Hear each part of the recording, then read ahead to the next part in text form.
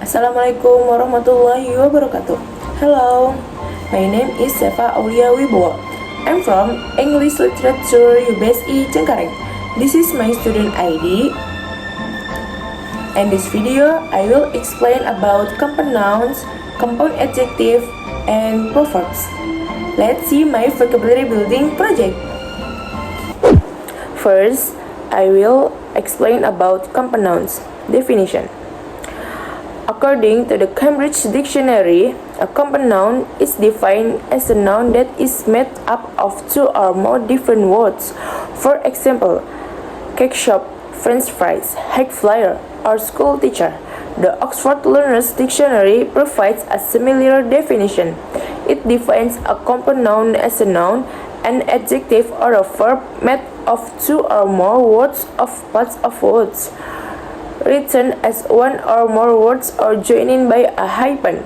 Travel agent, dark-haired, and bedroom are all compound nouns. What are the types of compound nouns? Compound nouns are of three main types: open or space compound nouns, hyphenate compound nouns, and closed or solid compound nouns. Space or open compound nouns. A space or open compound noun is one in which there is a space between the two words which form the compound nouns. For example, cricket bat, fast food, flower shop. Hyphenate compound nouns. A hyphenate compound noun is one in which the two words are separated with the use of a hyphen. For example, byproduct, mother-in-law, passerby.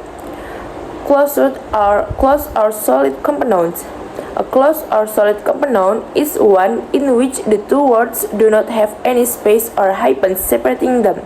They are usually considered as a single word. For example, sunflower, classroom, rainfall.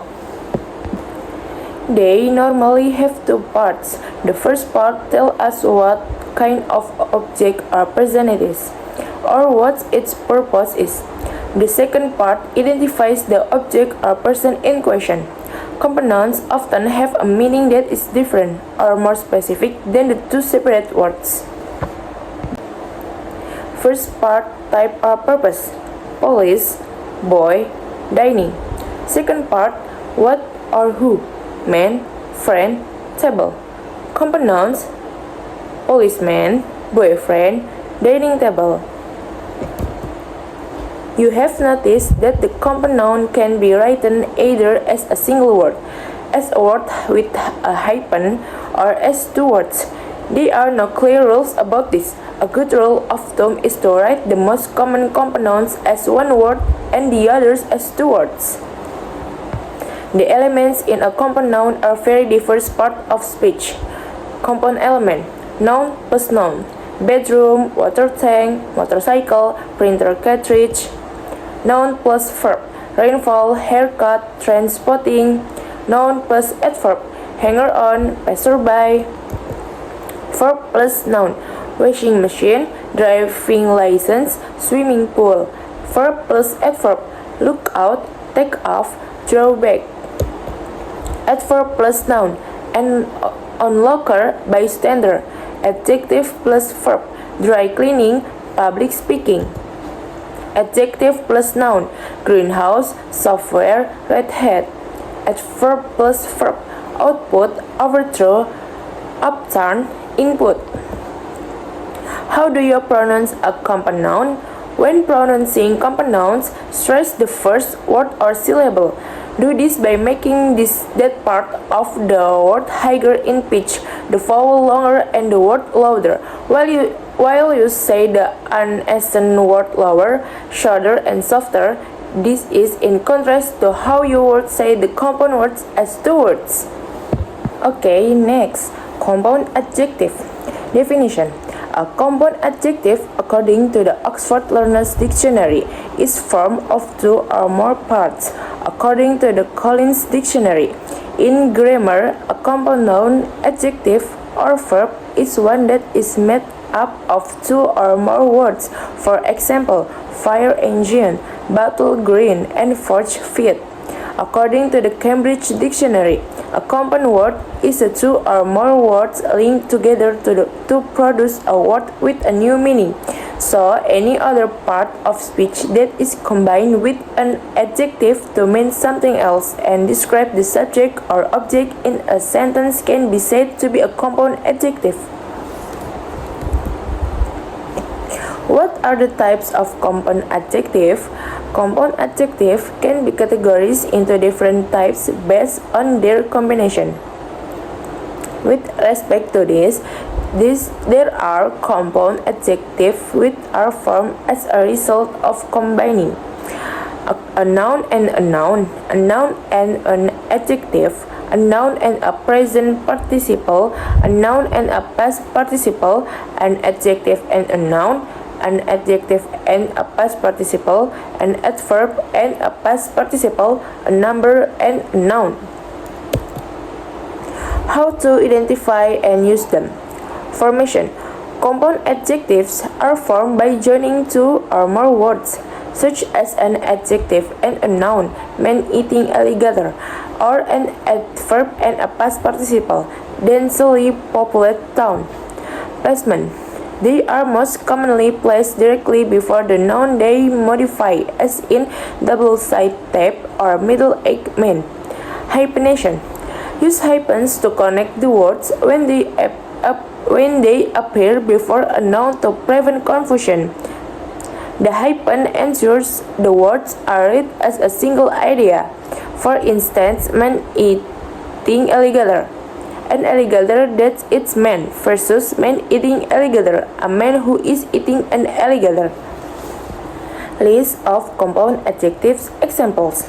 Here is a list of compound adjectives that you can use to make your writing or speech specific and descriptive. Well-known, high quality, part-time, open mind, good looking, old-fashioned. Difference between compound adjectives and compound nouns. The main difference between a compound adjective and a compound noun is the kind of role they play when used in a sentence. A compound adjective behaves like an adjective that modifies the noun or pronoun in a sentence, whereas a compound noun behaves like a noun that does or receives the action in a sentence. A bedroom, a water tank, a washing machine, an air conditioner, a bird watcher, a skyscraper, etc. are compound nouns. On the other hand, all nature, kind-hearted, long-lasting, everlasting, densely populated, old-fashioned, etc. are all examples of compound adjective. Okay, and the last, proverb. What are proverbs? A proverb is a short, catchy saying that provides useful life advice or expresses a well-established truth. Proverbs are often borrowed from other cultures, which means they can exist in more than one language. An example of a famous proverb is, "The enemy of my enemy is my friend." The proverb expresses that two individuals should collaborate against a shared rival or adversary. Characteristic of proverbs. Proverbs share common characteristics. They are short and simple. A long and winding sentence cannot be a proverb because proverbs must be concise, catchy, or rhythmic. The conciseness and simplicity of a proverb are what allow it to be catchy or rhythmic. However, that's not to say that a proverb must rhyme. Easy to remember. For a proverb to spread far and wide, it has to be memorable and easy to remember. Timeless. Proverbs must stand the test of time. They should be relevant and useful in modern times, even if they were coined several years ago. Often metaphorical or figurative. Proverbs tend to use figurative language to convey their meaning vividly. If you ever wonder how you can create your own proverb, make sure it has all the characteristics listed above so it has a higher chance of becoming a proverb. Common proverbs and what they mean. Proverbs are so ingrained in the English language that many people don't even realize they're using them. Countless of these sayings have come from all over the world. Below are 6 examples of proverbs and what they mean. Number 1. An apple a day keeps the doctor away. If you eat healthy food and take care of yourself, you will be healthy and avoid trips to the doctor's office or hospital. Number 2. A penny saved is a penny earned. It's just as important to save money as it is to earn it. Number 3. Beauty is in the eye of the beholder. Beauty is objective. What's beautiful to one person may not be beautiful to another. Number 5. Fortune favors the bold. You can be successful without taking risks and being open to change or failure. Number 6. The grass is always greener on the other side. It may seem like other people's life or situation are better than yours, but it's not necessarily true. Okay, idioms and proverbs. What's the difference?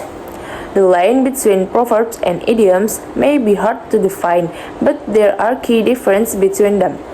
While a proverb is a short and pithy saying that expresses a general truth or piece of advice, an idiom is a phrase or group of words that is different from the literal meaning of its individual components.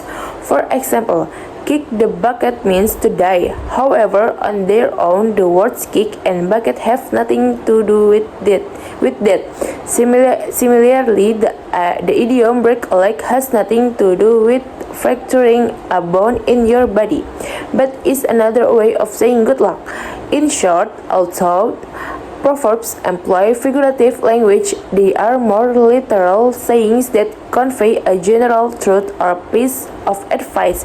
Idioms, on the other hand, have a figurative or metaphorical meaning that is different from the meaning of the word used. Using proverbs in your writing. Although you shouldn't use too many proverbs in your writing because you risk sounding cliché or unoriginal, they are effective and can be useful in several ways. Proverbs can provide a concise way of conveying a complex message or idea.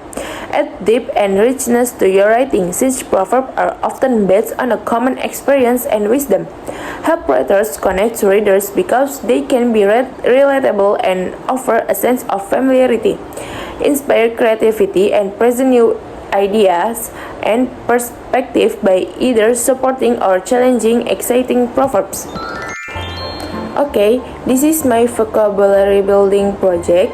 Thank you for your attention. Wassalamualaikum warahmatullahi wabarakatuh.